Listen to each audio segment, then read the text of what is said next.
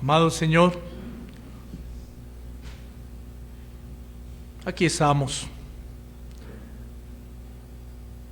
con necesidad de ti, pero también con anhelo de alabarte a través de la disposición que mi vida pueda tener para escuchar tu palabra. Ruego, Señor, en esta mañana que obres conforme a tu voluntad, que hagas como tú desees con tu pueblo y que sea tu nombre exaltado sobre todo nombre.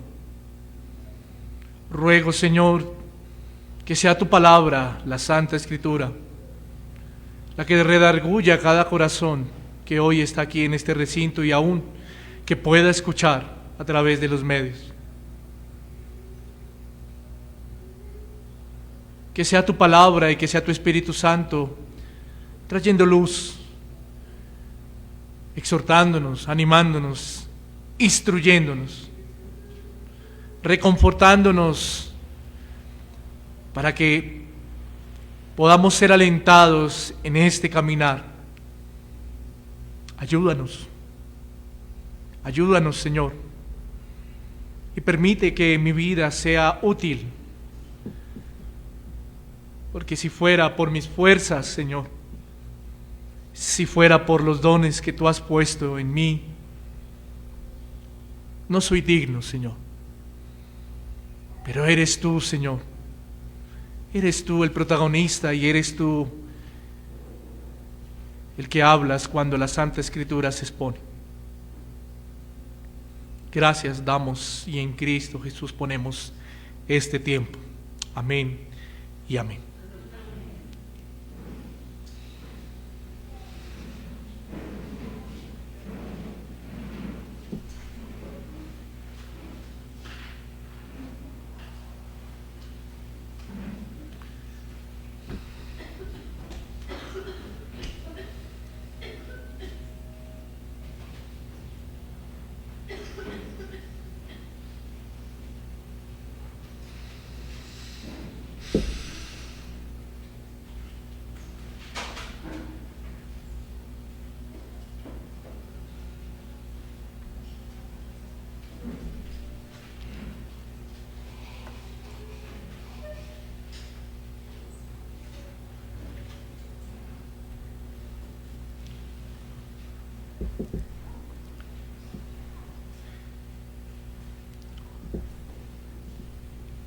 Esta mañana vamos a estar mirando este pasaje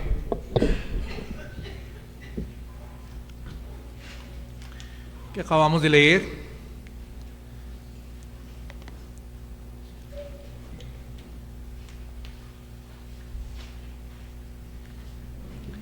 Isaías capítulo 55, versículo 8 al 9.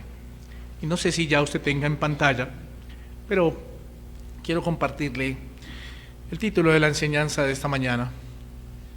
Y bajo esta premisa vamos a estar desarrollando la exposición de este tema. El título de la enseñanza es Queriendo encontrar respuestas en los caminos incomprensibles de Dios.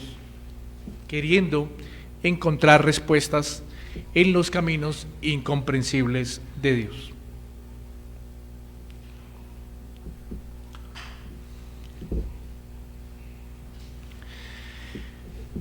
Desde la caída del hombre en pecado en el Edén, el hombre ha enfrentado y ha recorrido caminos no fáciles, para nada fáciles. Y también en medio de ese camino se ha enfrentado a circunstancias y a situaciones no fáciles. Pero cuando miramos la historia de la humanidad, siempre ha nacido en lo más profundo del corazón del hombre una incógnita, siempre.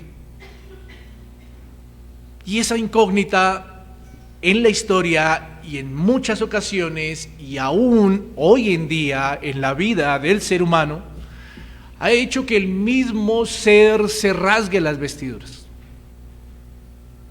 Y esa incógnita es ¿por qué? No sé si usted o yo en muchas ocasiones hemos generado o hemos permitido que esa incógnita o hemos preguntado intencionalmente ¿por qué? Y a través de la historia vemos la humanidad. En la Escritura vemos muchos casos de hombres que preguntaron ¿por qué? Es una inminente duda que siempre asalta la mente y el corazón del ser humano. Es una inminente duda. Quizás también seguida de cuestionamientos aparte del por qué, como los siguientes: ¿acaso qué he hecho yo para merecer esto? Es lógico, óigame bien, que en nuestra naturaleza humana siempre queremos buscar respuestas ante las circunstancias vividas, llegadas o que presentamos. O muy posiblemente, siempre queremos también buscar culpables de lo que está sucediendo en nuestras vidas, siempre, y en la vida del ser humano.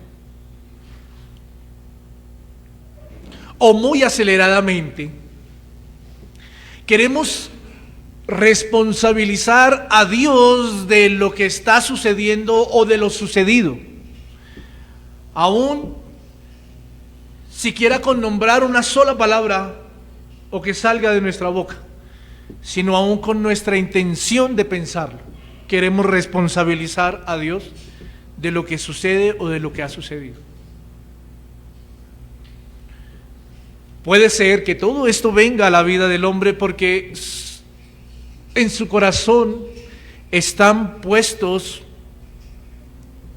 los ojos sobre los beneficios temporales que tenemos en esta vida cuando suceden estas cosas. Y es normal, mi querido hermano y amigo, quiero decirle, es normal que todos como criaturas creadas por un ser creador poderoso tengamos un anhelo por los bienes que se nos ofrecen en este siglo. Es normal.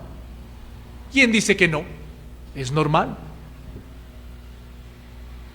Y cuando hablo de bienes, no solo me estoy refiriendo a los materiales.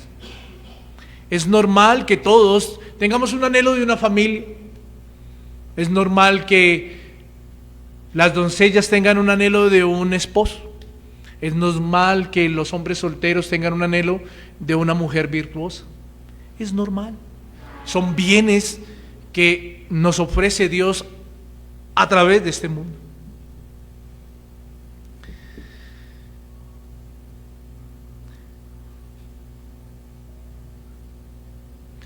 Cuando hablo de bienes, vuelvo y digo, no me refiero solo a los materiales, sino también me refiero a todo lo que aparentemente pueda traer tranquilidad, paz, alegría, gozo momentáneo en la vida del hombre. Es normal.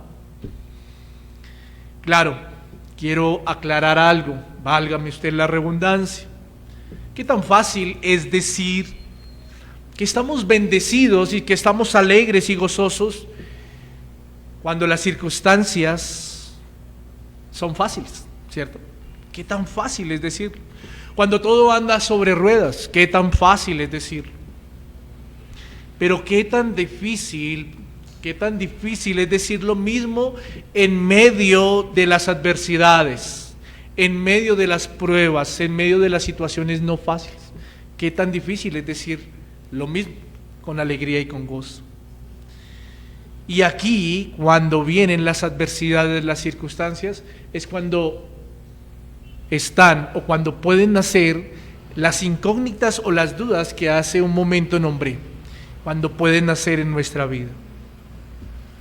Cuando Dios habla a través del profeta Isaías, ¿cierto? En estas palabras, nos encontramos con la enmarcación pura de la soberanía y la inescrutabilidad de Dios. Cuando usted y yo miramos estas palabras, nos estamos encontrando con la enmarcación pura de la soberanía de Dios.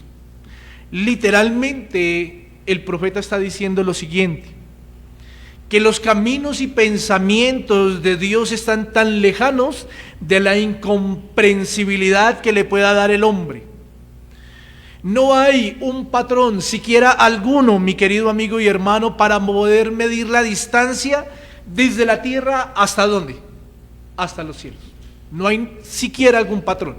Alguien dirá, hay muchos que han enmarcado millas, kilómetros desde la tierra hasta arriba a los cielos. No hay siquiera un patrón. ¿Por qué? Porque cuando el profeta se refiere a que el cielo, a la distancia de la tierra al cielo, se está refiriendo a que el cielo no tiene fin, a que es la inmensidad de Dios, y no hay una mente humana que pueda comprender los pensamientos de Dios, ni pueda medir la distancia del hombre hacia Él. A eso se está refiriendo el profeta. Es de notar que la sabiduría del mismo Dios es enmarcada en su palabra. Es una sabiduría incomprensible. ¿Para quién? Para el hombre. Es una sabiduría infinita. ¿Y el hombre es infinito? No, es un ser finito. Es una sabiduría infalible. El salmista manifestaba lo siguiente en el Salmo 147, versículo 5.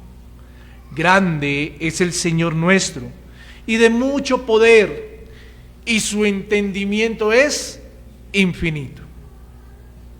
Hay que reconocer que la sabiduría del hombre, por más grande que sea, es una sabiduría engañosa. Hay que reconocerlo. Mas la sabiduría de Dios, mi querido amigo y hermano, es incomprensible para los hombres. Es totalmente incomprensible. Y es por eso que cuando suceden circunstancias en la vida de la criatura, la sabiduría humana, al no conocer su provecho y su fin, tampoco reconoce la necesidad de la sabiduría infinita, o sea, de Dios, para poder estar esperanzado en ella. Voy a citar unas palabras de un teólogo del siglo XVIII, John L. Dagg. Decía lo siguiente en cuanto a la sabiduría, partiendo de este versículo 5 del Salmo 147. Dios es infinitamente sabio, porque Él escoge un mejor objetivo de una acción, y porque adopta los mejores medios posibles para el logro de este objetivo o fin. En pocas palabras, lo que decía este gran teólogo es que Dios permite en su sabiduría infinita circunstancias en la vida del hombre con un propósito y un fin. Pero quiero que miremos algo. ¿Cuál es ese principal propósito y fin? ¿Cuál es ese principal propósito y fin? Este propósito principal y fin, ¿sabe cuál es? Su gloria. La gloria de Dios. No es la nuestra, es la gloria de Él. Él permite todo en la vida del ser humano para nuestra gloria, no, para su gloria. Es decir, que todo lo que Dios hace o permite en su creación o en el ser humano, como lo dije hace un momento, es para solo la gloria de Él. Romanos capítulo 11, versículo 36, Pablo manifestaba lo siguiente: porque de Él, por Él y para Él son todas las cosas, a Él sea la gloria por los siglos. Amén.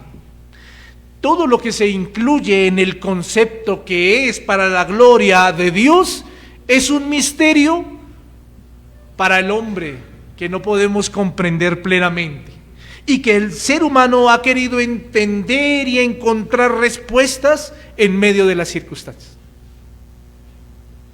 ¿Con qué propósito? Con el propósito de tener una solución para todo, con el propósito. El ser humano siempre ha querido encontrar respuestas en medio de las circunstancias con el propósito de tener una solución para todo o para la situación. ¿Y sabe por qué? Porque es que a veces somos o no tenemos vergüenza, perdóneme si lo expreso de esta manera, no tenemos vergüenza y a veces creemos que Dios nos debe una explicación de las cosas. A veces creemos que Dios nos debe una explicación del por qué las circunstancias o las cosas están pasando de esa manera en nuestra vida.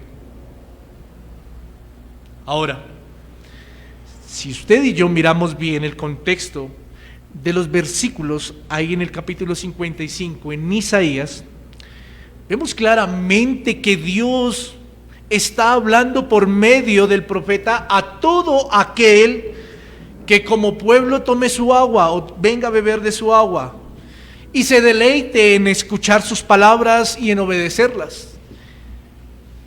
Leamos los versículos 1 al 3 de Isaías 55. A todos los sedientos, dice el Señor a través del profeta, venid a las aguas, y los que no tienen, dinero, venid, comprad y comed. Venid, comprad sin dinero y sin precio, vino y leche. ¿Por qué gastáis el dinero en lo que no es pan, y vuestro trabajo en lo que no sacia? Oídme atentamente, y comed del bien, y se deleitará vuestra alma con grosura. Inclinad vuestro oído, y venid a mí, oíd, y vivirá vuestra alma, y haré con vosotros pacto eterno, las misericordias firmes a David. Lo que nos muestra es que aquellos que han visto la misericordia de Dios la ven por medio de su pacto, cuando se acercan a Él. Están ligados estos que ahora son pueblo, que se acercan a beber de su agua, están ligados y sometidos ¿a qué? A su voluntad. Nadie puede decirle al Señor Dios cuando no reconoce que Él es su Señor. Espero me haga entender la frase. Cuando uno dice que Él es mi Señor es porque yo estoy sometido a Él. La enmarcación del título Señor en Dios, en Jehová, hace que Él tenga superioridad por nosotros, hace que Él esté por encima de nosotros y hace que nosotros como creación y como hijos que se sujetan a su señorío, nos sometamos a acción de subordinación a Dios. El ser humano se somete a su voluntad, se somete a su voluntad, porque el ser humano ahora depende del señorío de Dios. Y quiero compartirle unos puntos que debemos tener en cuenta cuando quisiéramos nosotros encontrar respuestas en medio de los caminos inescrutables de Dios. Y lo primero que debemos tener en cuenta es que siempre que venga la duda o la incógnita de preguntas, ¿por qué? Lo primero que debemos tener en cuenta es lo que estábamos hablando ahorita, su voluntad. Su voluntad. ¿Cuánto le cuesta, mi querido amigo y hermano? ¿Cuánto le cuesta al ser humano someterse a la voluntad de Dios? ¿Cuánto le cuesta? ¿O cuánto nos ha costado por los siglos someternos a la voluntad de Dios? ¿Cuánto le cuesta al ser humano entender que Dios está sobre todas las cosas? Pablo le dijo a los creyentes en Roma lo siguiente, Romanos capítulo 12, versículo 2. No os conforméis a este siglo, sino transformados por medio de la renovación de vuestro entendimiento. ¿Para qué? Para que comprendáis cuál sea la buena voluntad de Dios, agradable y perfecta. Si usted y yo notamos bien el versículo, Pablo no da lugar a que la voluntad de Dios sea cuestionable, dudosa o que no sea benevolente. Si usted mira bien el versículo, Pablo no da lugar a eso. Pablo deja por sentado que la voluntad de Dios es buena y nada más que buena. Así, para los ojos de los creyentes sea totalmente adverso a lo que quiere ver. Y además de eso, en la manifestación de la voluntad de Dios, Él concede que sea agradable, que sea perfecta, y que sus pensamientos son tan altos que el hombre no puede discernir lo perfecta que es. Así es la voluntad de Dios. Cuando leemos este pasaje, siempre lo he mirado teniendo en cuenta que Pablo dice la buena voluntad de Dios, no dando lugar a la duda, a la incógnita, que aún las circunstancias que pasan en la vida del ser humano es por la buena voluntad de Dios.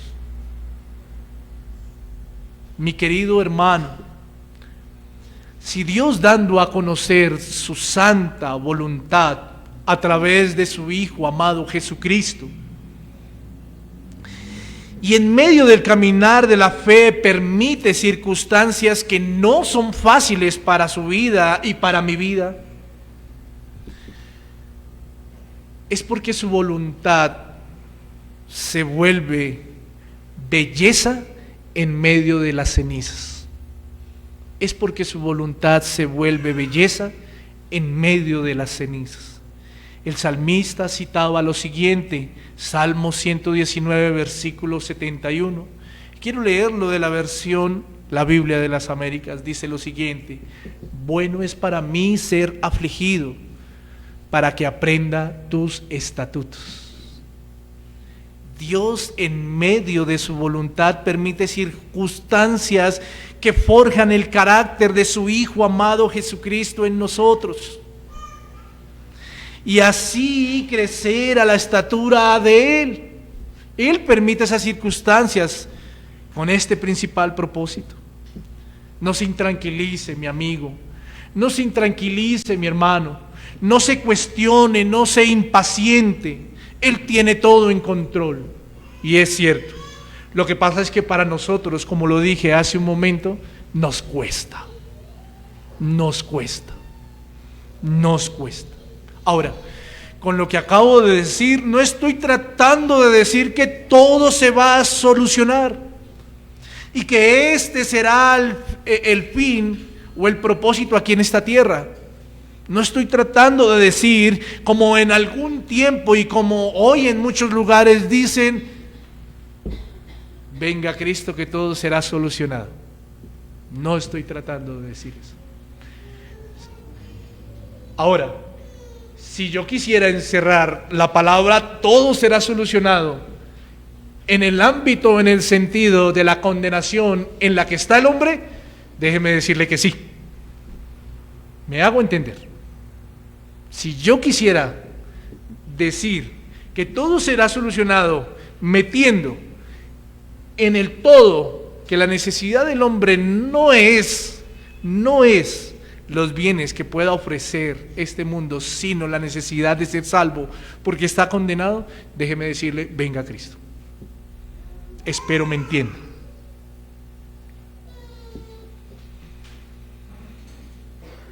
Si es voluntad del Señor, mi amigo, mi hermano, que tal circunstancia sea permitida en su vida hasta que Él nos lleve en su gloria, es porque así Dios lo ha querido, y es porque así Dios lo está permitiendo, y es porque así Dios lo va a permitir.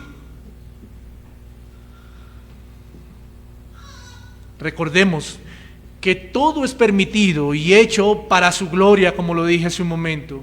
Y en medio de las aflicciones y pruebas, lo importante es tener siempre presente, como sus hijos,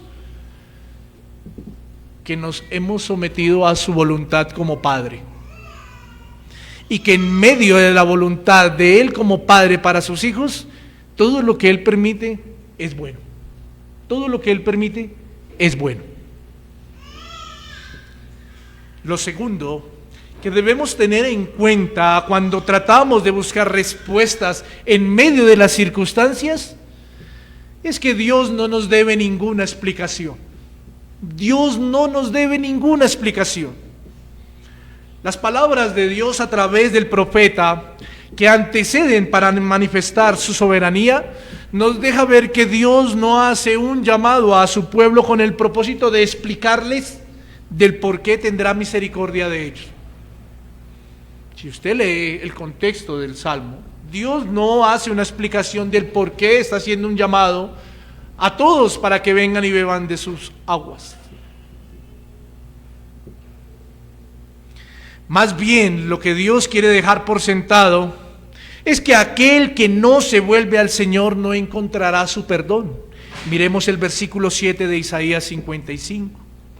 Dice lo siguiente: deje el impío su camino y el hombre inicuo sus pensamientos, y vuélvase a Jehová, el cual tendrá de él misericordia, y al Dios nuestro, el cual será amplio ¿en qué? En perdonar. Ahora es claro que Dios no nos debe ninguna explicación de las cosas. El ser humano necesita la misericordia de Dios a través de su Hijo amado Jesucristo. No necesita el ser humano que Dios le explique cada una de las circunstancias que suceden en su vida. Nosotros no debemos esperar eso, no debemos pedir eso, y aun si lo pidiéramos, Dios no nos las va a dar. Dios no nos debe ninguna explicación de cada una de las circunstancias que están pasando en nuestra vida. Cuando miramos la historia de Job, usted y yo como lectores vemos que Dios tiene una conversación con Satanás ahí en el primer capítulo, ¿cierto? Pero en la conversación que tiene Dios con Satanás, después en todo el texto no encontramos, o Dios no manifiesta del por qué iba a permitir que Satanás se llegara a la vida de Job. Durante toda la historia, Dios no le da ninguna explicación de por qué permitió que Satanás afligiera la vida de Job. Pero lo que sí es claro es que aunque Dios no le dio explicación a Job, Job sí termina en una conversación con Dios, donde él como criatura, donde él como subordinado, donde él como hijo, ¿cierto?, afirma que todo fue con un propósito. Y dijo lo siguiente, Job capítulo 42 versículo 5: de oídas te había oído, mas ahora mis ojos te ven. ¿Cuál fue el propósito? Aún sin que Dios le diera explicaciones a Job. ¿Cuál fue el propósito? Conocer a Dios más de la concepción que Job tenía de él. Y es claro que todo lo sucedido, independientemente de la restitución de los bienes que Dios hizo en Job, era que Dios se consolidara como ese hombre justo, era que Job se consolidara como ese hombre justo que era, demostrar verdaderamente el amor que tenía por su Dios. Su amor y temor por Dios venía de una concepción natural, pero ahora Job termina diciendo que ha visto las bondades de Dios, que ha visto la benevolencia de Dios, y lo termina diciendo después de que muchas circunstancias habían pasado por su vida. Qué ironía, ¿no? Pero qué bendición. Lo cierto que podemos ver aquí en medio de la historia de Job es una realidad que todos los hijos de Dios tenemos o debemos tener en cuenta. Y es que todo primeramente es para su gloria, que su voluntad es buena y que en medio de ella Dios no nos debe ninguna explicación.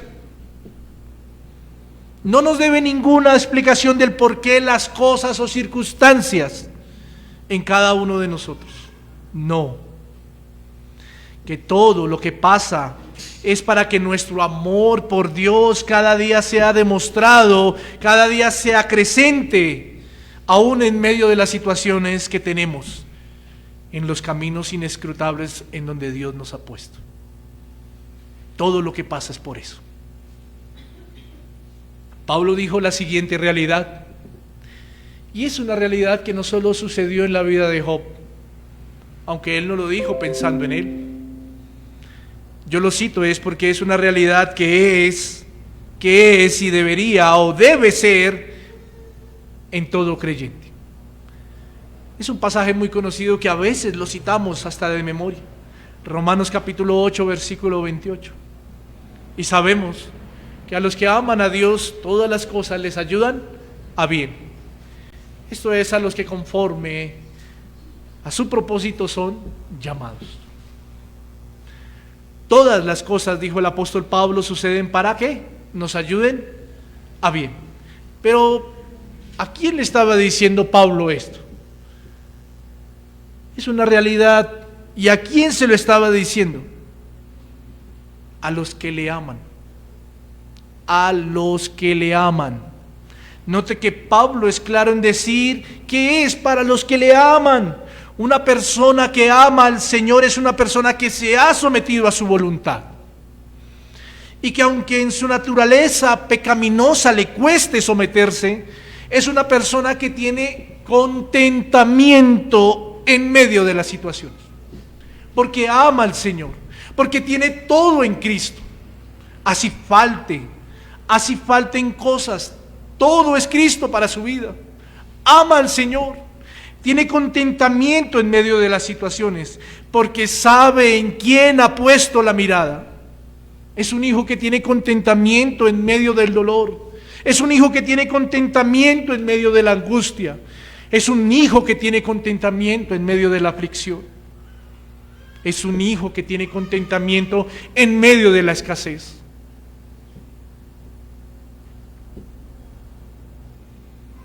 ¿Sabe? He escuchado a Paul Washer, creo que lo cito por poner el ejemplo. Y él decía una frase interesante, lo escuchaba hace un tiempo. Decía una frase interesante: un hijo que no tiene contentamiento con lo que su padre le da, no es un hijo. Qué duro es esto. Qué duro es esto. Duro. Qué duro. Pero a través de la Escritura podemos ver que aunque nos falte todo, si tenemos a Cristo, es más que suficiente. Sea la circunstancia que usted y yo estemos pasando, sea en medio de la situación y que a veces vengan esas incógnitas de tratar de encontrar las respuestas del por qué pasan estas cosas en mi vida. El Señor le dijo a Pablo en alguna ocasión, y creo que muchas veces citamos esto, pero es tan profundo que yo creo que cuando Paul Washer dijo esta frase pensó en eso. Es tan profundo que el único contentamiento, o la base, antes de acelerar a decir algo en lo que me pueda equivocar, la base verdadera del contentamiento en la vida de un hijo de Dios es su gracia, es la gracia de Dios. El Señor le dijo a Pablo que mi gracia te baste, que mi gracia sea suficiente. Tercero, lo que debemos tener en cuenta en medio de los caminos incomprensibles de Dios, mi querido hermano, es que no querramos o no debemos querer interpretar, sino más bien aprendamos. No tratemos de interpretar, sino más bien aprendamos. Puesto que la sabiduría de Dios es infinita y sus caminos son inescrutables, Él nos ha dado su santa palabra para que haga conforme a sus designios y voluntad, en donde Dios mismo la ha puesto.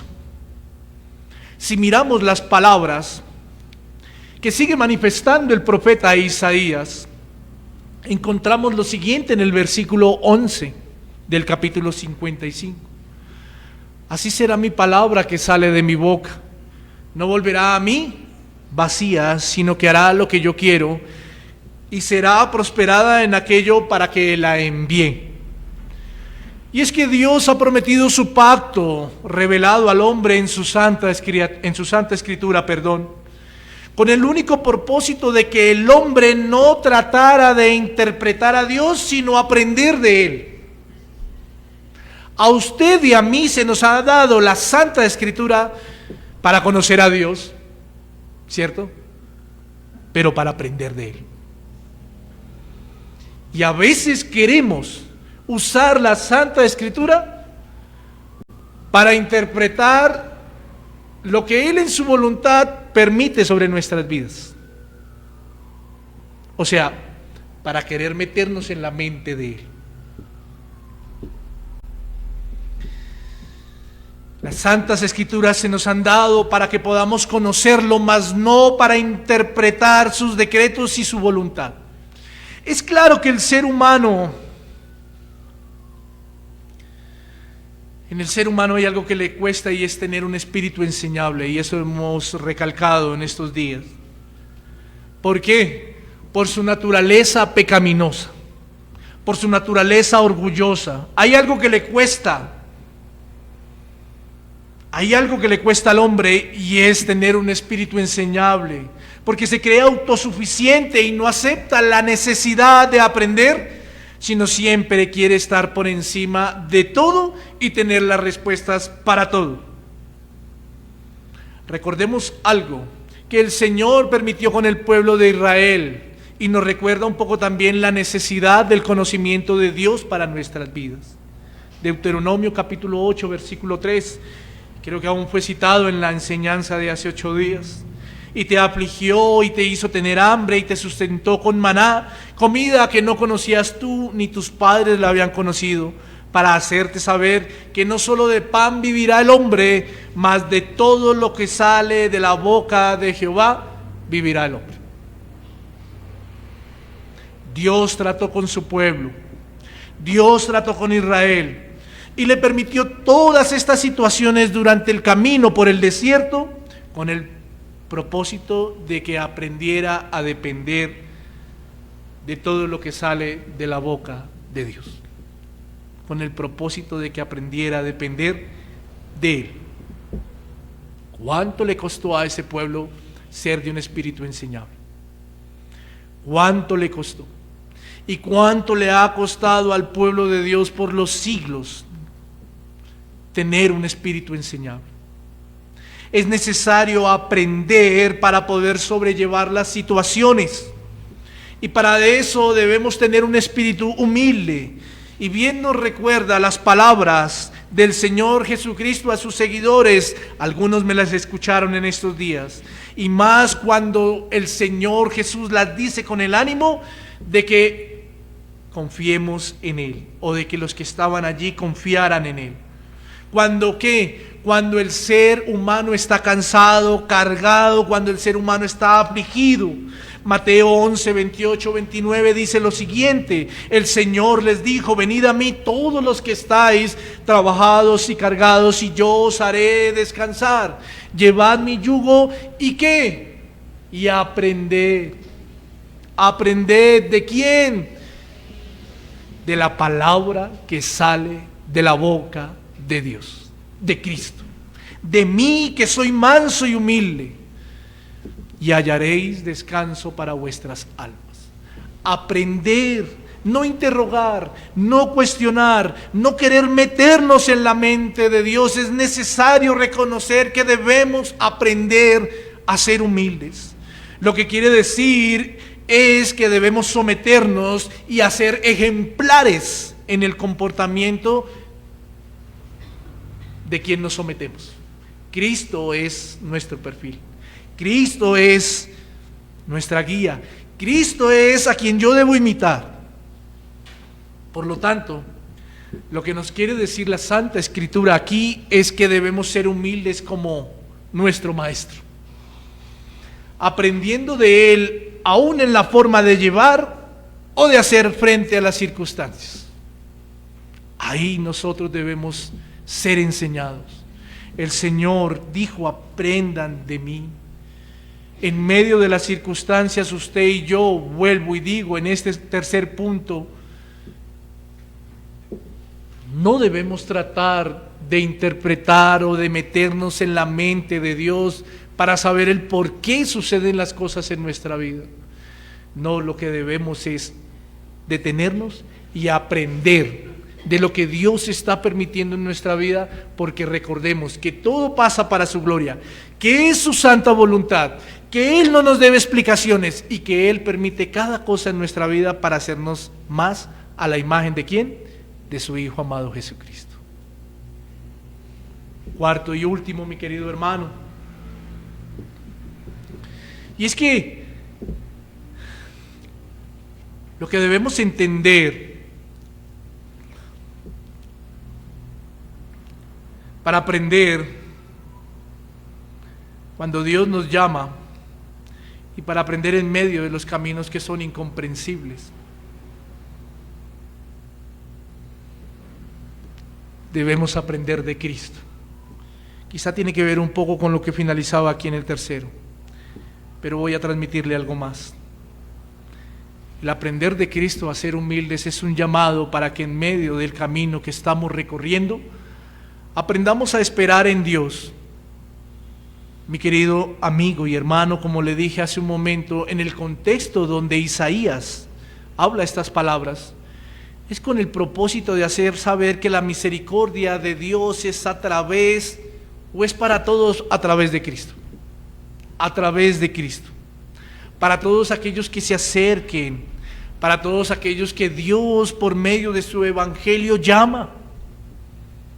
Es por eso que Isaías dice que la palabra que es de Dios no vuelva a Él vacía, sino que cumpla con el propósito con el cual fue designada o sembrada. Y ahí vemos que la misericordia de Dios es grande. Cristo es su palabra. Cristo es lo que ha salido de la boca de Dios. Cristo es el verbo hecho carne y por medio de Él se nos da a conocer las bondades que Dios tiene para con los que han sido destinados a salvación. Al mirar de nuevo el texto de Isaías, encontramos una promesa para todos los que se ha, o para todos aquellos a los que se le ha extendido misericordia. Y esa promesa es paz, esa promesa es alegría, pero no es la paz ni la alegría que el mundo da. Usted y yo hemos leído Juan 14. No es la paz ni la alegría que el mundo da, sino la paz y el regocijo que proviene de Dios y que solo la da a través de Jesucristo. Mire lo que dice el versículo 12 del texto base que estamos leyendo esta mañana. Porque con alegría saldréis y con paz seréis vueltos. Los montes y los collados levantarán canción delante de vosotros y todos los árboles del campo darán palmadas de aplauso.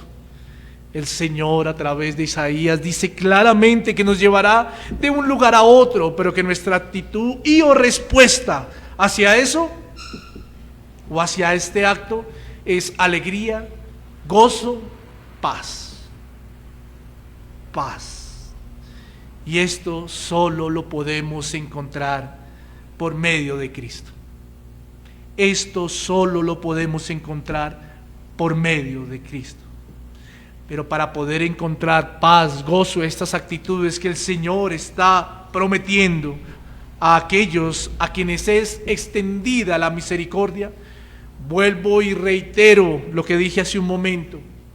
Debemos aprender.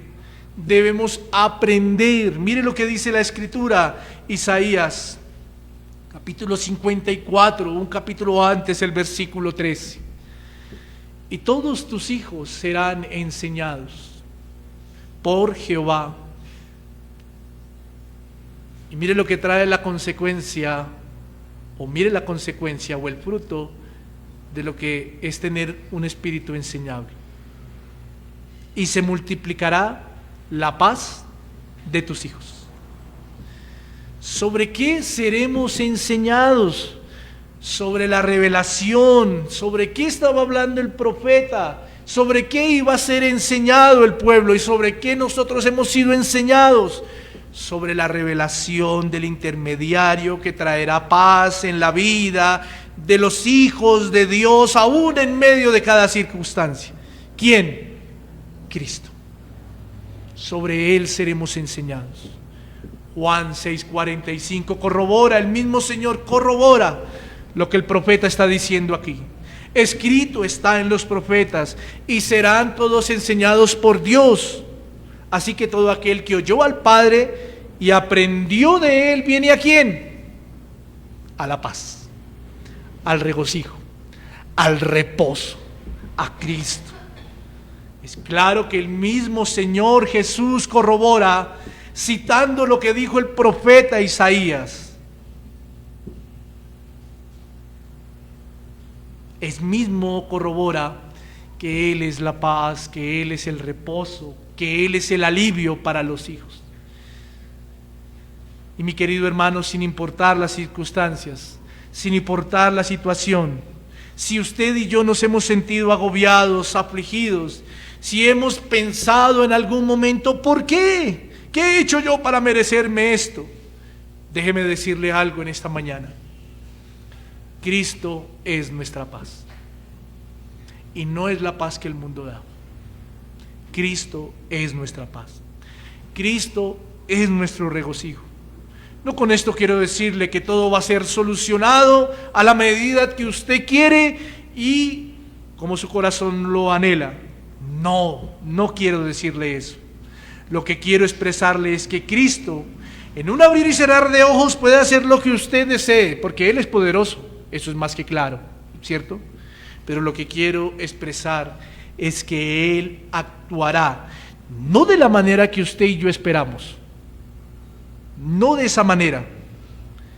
Él actuará de la manera que Él quiera, porque todo es permitido para su gloria, porque su buena voluntad es agradable y perfecta, porque no es nuestro deber inquirir en lo que Él decide, sino aprender de Él. Y por último, porque Cristo es nuestra paz y traerá regocijo, ya sea que la circunstancia sea quitada,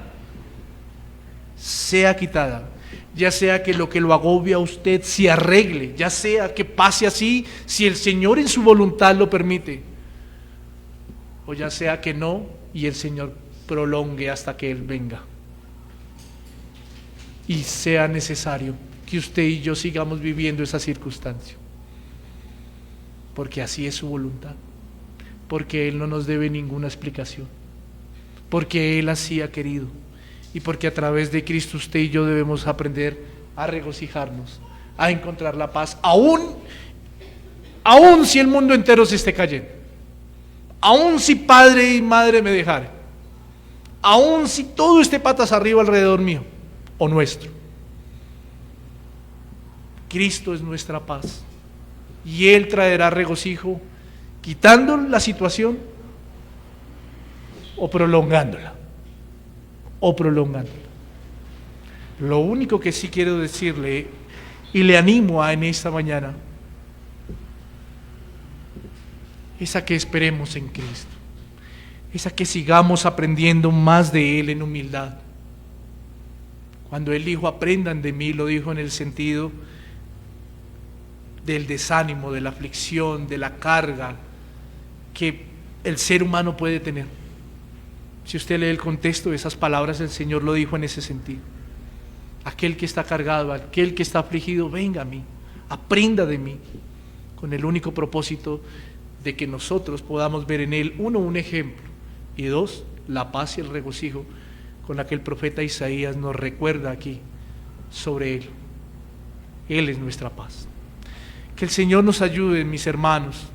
Todos tenemos circunstancias, sea cual sea, algunas más duras, algunas menos, para cada uno, ¿no? Para cada uno es dura la circunstancia que está pasando. Algunos hemos perdido seres queridos, otros los tenemos, pero anhelamos tanto. Otros quizá hemos tenido situaciones económicas no fáciles, otros tenemos situaciones de enfermedad, otros pasamos por situaciones laborales, cosas que afligen al hombre en esta tierra, en este mundo. Pero quiero decirle algo: Cristo es nuestra paz y así es su santa voluntad. Si Él permitió que nuestros seres queridos partieran, fue porque así lo quiso. Si Él permitió que hoy la situación económica en casa no fuese fácil, es porque está formando algo en nosotros. Yo no quiero alentarle en esta mañana a decirle que el Señor ya le va a solucionar. No sería un mentiroso. Lo que sí quiero alentarle es a que tenga ánimo en Cristo todos los días, a que confíe en su buena voluntad, porque Él todo lo hace perfecto, porque Él tiene control de todo. Y aún si llegamos con la situación económica al final del camino y seguimos teniendo ese tipo de situación, es porque así lo ha querido Dios, y es porque Dios sabe. Solo usted y yo aprendamos a someternos a su señorío. Oremos.